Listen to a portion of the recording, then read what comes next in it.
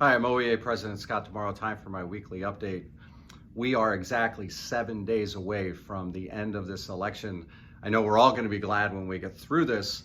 Our objective right now is making sure that we count every vote and that every vote counts, including yours. So far, a third of OEA members across the state, incredibly, have already voted early, with still 7 days left until this election is over. If you have not voted yet, make sure that you do so. Vote early or vote in person on election day, but make sure that your voice is heard. Make sure that your vote gets counted. Make sure that you stand up for your students, for your colleagues, for public education as you're making your decisions. As I said before, you can go to ohioballot.com, check out who our OEA recommended candidates are in your area. Of course, we need strong leadership at the national level. We need John O'Donnell and Jennifer Brunner to stand up for fairness and integrity, for honesty, and for protecting school funding and constitutionality of our funding system in the Ohio Supreme Court. We need to support candidates like Mary Binegar and Christina Collins and Michelle Newman, Merrill Johnson, and Antoinette Miranda, who are running for the Ohio State Board of Education.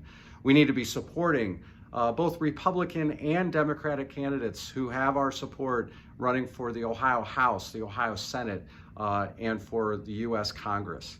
This isn't about party. This isn't about partisanship. This is about doing what is right for our students, to make sure that we have the funding, make sure that we are focused on public schools, not private options. Make sure that we are getting away from an over-reliance on standardized testing, a broken report card system.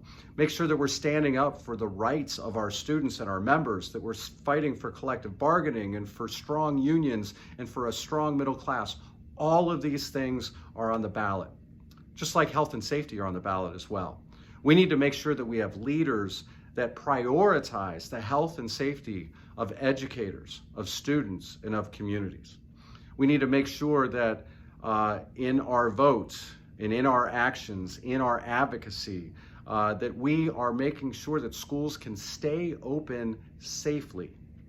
Just the other day, we heard about the tragic news of 18-year-old Michael Lang, a freshman at the University of Dayton who died tragically of complications from COVID. We know that this virus, as numbers are reaching record levels, is still real. Now, the good news over the last couple of months is that we've seen that schools have done a pretty good job in containing the spread within schools, but the spread in our communities is still at very dangerous levels. I have reached out to State Superintendent Paulo DeMaria. We're seeking a meeting with the governor, with the Department of Health, to try to get clarity, to try to get better guidance and leadership in terms of what are the key criteria that are necessary in order to allow schools to open safely. Right now, other than a mask mandate, so much is left to local control, and we know from experiences all across the state that so often it's not science but politics. It's community pressures. It is divisions in opinions between different stakeholders that drive decisions. We want to make sure that those decisions are being done in a way that protects everyone's interests. We all want to be in school with our students, but we want to make sure that we're doing that safely. So as we continue to advocate, let's make sure that the voices of educators across the state are being heard.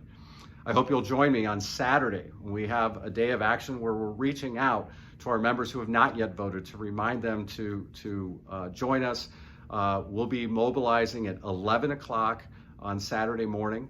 We'll be sharing links for that so that you can join me for that. And again, remember, we've got 7 days until this election is over.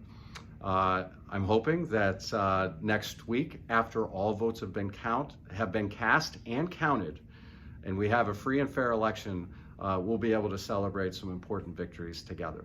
Until then, I hope you make it a great week. Thanks.